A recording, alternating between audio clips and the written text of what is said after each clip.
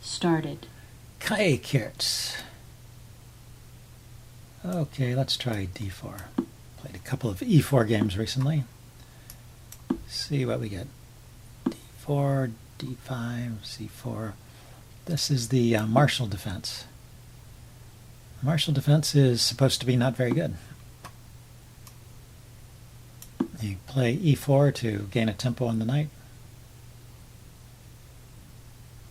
And unlike the the Grunfeld, there's no piece on c3 to be taken, so the knight is chased away. And you develop knight to f3 to control the e5 square. I might not have done that in the precise move order. No, I think you do. You have to take first to bring the knight forward. You play e4 to kick it. I think that's okay. Anyway, this is the kind of position you get. You've gained a kind of a tempo on this knight and chased him off to the side of the board, so it should be good. He's got a pin here. He's not yet threatening to take this pawn.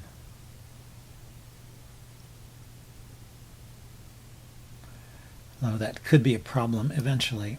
I have bishop. I have bishop to e3 to defend the pawn. And bishop to e2 to unpin the knight.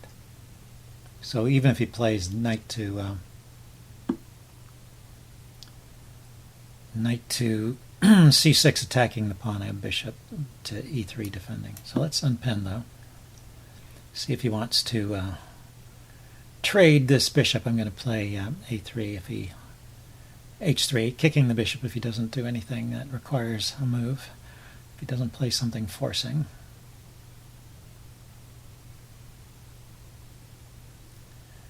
Okay, Kaikirts.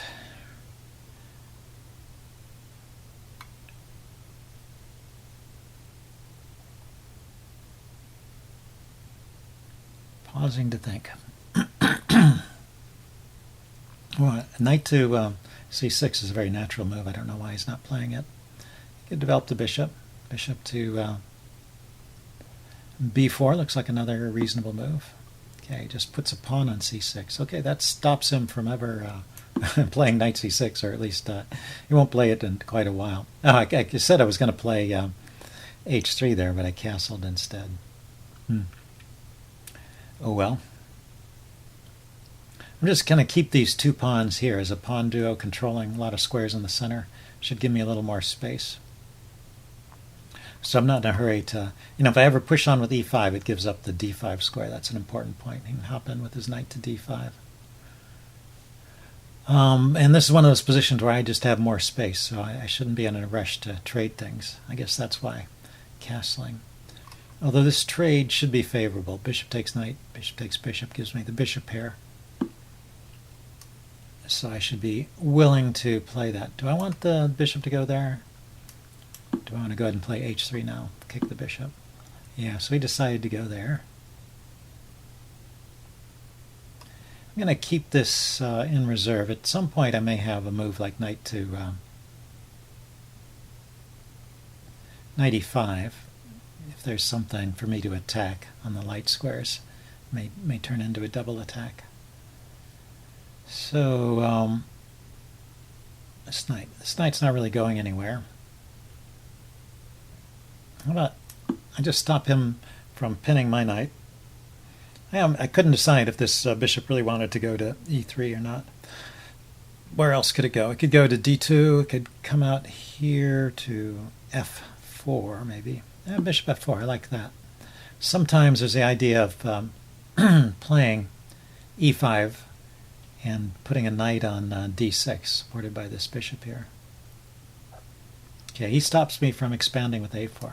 I want to get this bishop out and put a rook on the c file.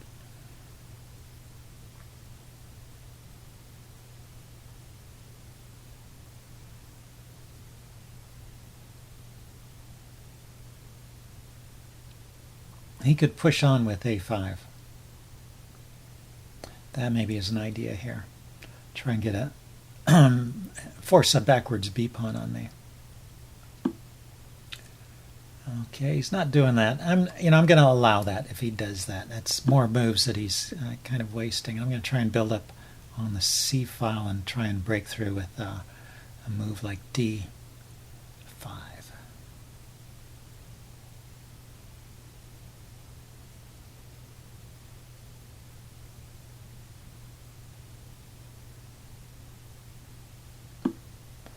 Okay, now he's piling up on the... now he's hitting the, the e-pawn. It's defended. It's attacked once and defended once. He can attack it once more with bishop to b6. So maybe now would be a good time to play this knight move. Knight here. Bishop takes, queen takes, and this is defended. That's not under attack. It is under attack. Okay, I have to be a little careful then.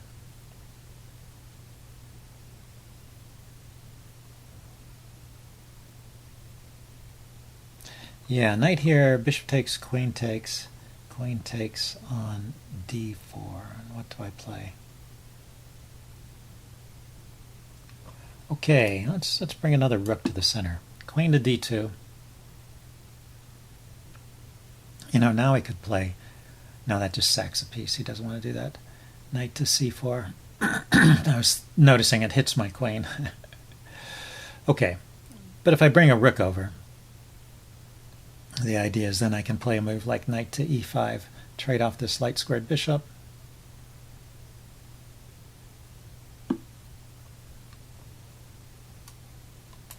Well, maybe he's going to castle to the queen side.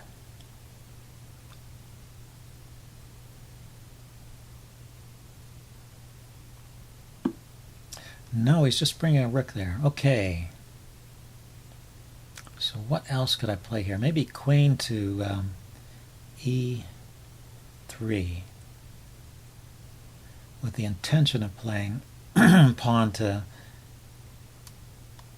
d5 without having my queen in a position to be traded.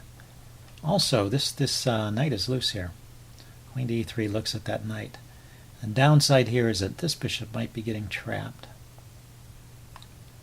by moves like g4, and it's not happening here. Okay, any other tricks going on here? I'm not sure. Okay, well, it's been kind of a slow build-up, but at some point I'm going to push through with d5 and kind of bust things open. I think my pieces are pretty well positioned. And that move will come with a tempo on his knight there.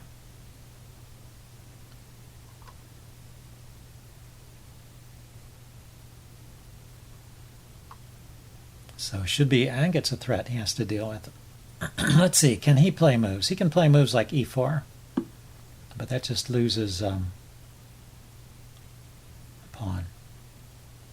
Okay, d5 now. His king is out of the way. This queen moves, though, this bishop will be loose. And it comes with a tempo on his knight, like I noticed before. He could just defend the knight with the queen instead of moving the knight. That might be an interesting way to play. Knight could take here, maybe mess up the pawns around his king, open up the light squared diagonal there. He just took that way. So he's giving up the knight. Is he winning something in exchange? This pawn is pinned, right? So it's not really a threat, pinned against his queen. So unless I'm missing something, I think he just lost a piece.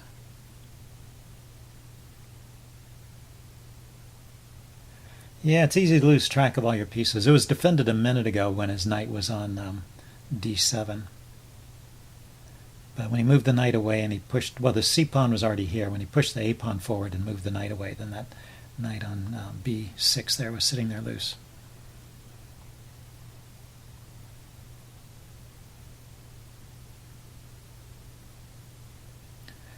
Okay, maybe he's thinking about whether he should continue. He's really taking a lot of time. Well, I was taking time too. We're only on move 17. We've used up a big fraction of the time.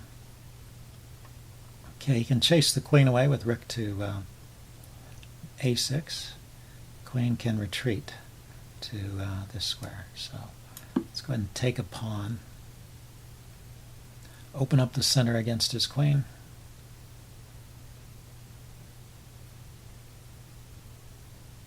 This is one of those situations where knight to, I mentioned this earlier, knight to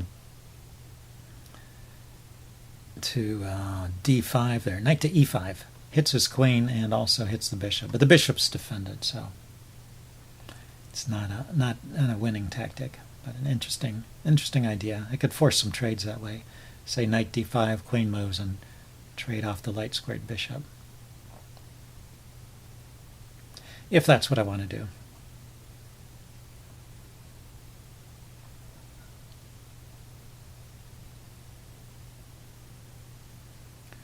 Okay, more thought. So yeah, you can just take the pawn back, that's fine.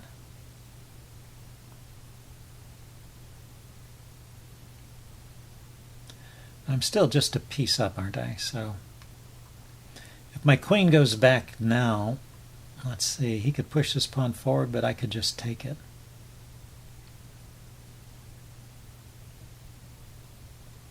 If I play knight here and he plays bishop takes bishop, I play knight takes queen, that's good. So I play knight here, the queen moves. Knight e5, queen where? Somewhere. Not along this diagonal. Maybe here, queen f4 hitting my bishop. Then I bring my queen back, then he takes the bishop. Yeah, it's not so convincing. Let's bring the queen back first to protect these guys, and then maybe think about playing knight to knight to e5.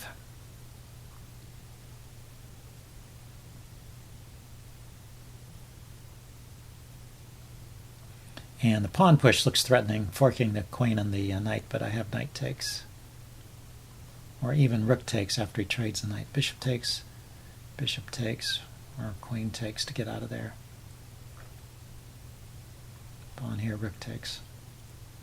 Yeah, I guess bishop takes.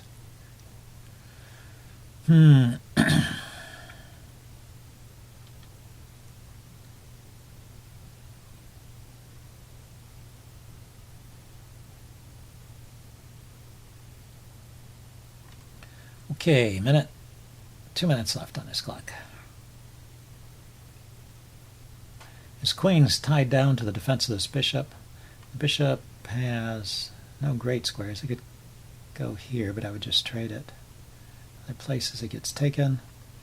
The knight could hop into e4. I can just take it. Okay, the queen. So he goes there, allows me to trade. I take, he takes, and then my bishop is a bit loose.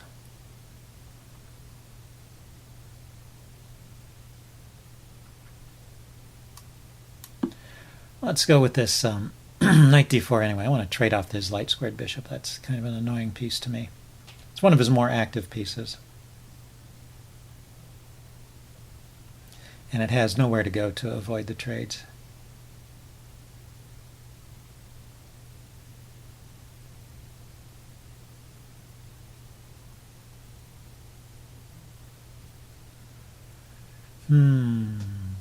Think.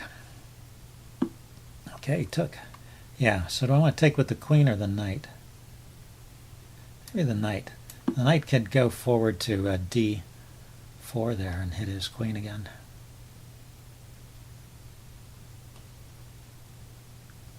This is defended twice. It's not pinned, so I think it's safe.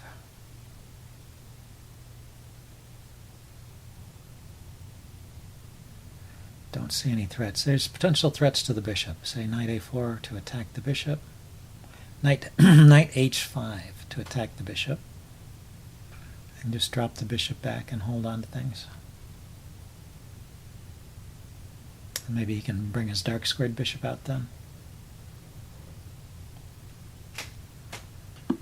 Okay, he wants to bring the rook in to the game. Not a bad idea. Okay, so knight to d4, centralizing the knight, kicking the queen. He was expecting that one, so he played quickly. Or maybe he noticed his clock. So from d4, the knight can go into f5, kicking this bishop, which has no great squares. Actually, if the bishop drops back, I can take his rook. So he takes my rook first. Let's see, I can take here with check. Check. Always look for those little intermediate moves. And then I can take the rook. So 2 pieces up. And he finds a good square for his knight. So is there a simple way to finish this game? Other than losing, I mean. Knight here. Knight takes pawn. His knight has no checks, and now it's unstable there. I can take the knight and he can win this knight back, right? Or not. Actually, I have a knight here with check. Check. This is pretty killing. Check. So how do I finish it? Knight takes here, pawn takes, queen here, check. Well, it's not all that great. How about knight here?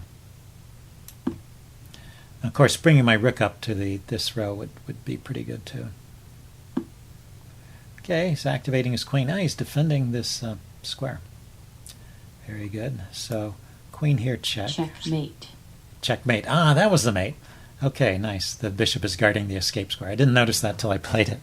Okay, I will upload this and do a postmortem. See you guys later. Bye.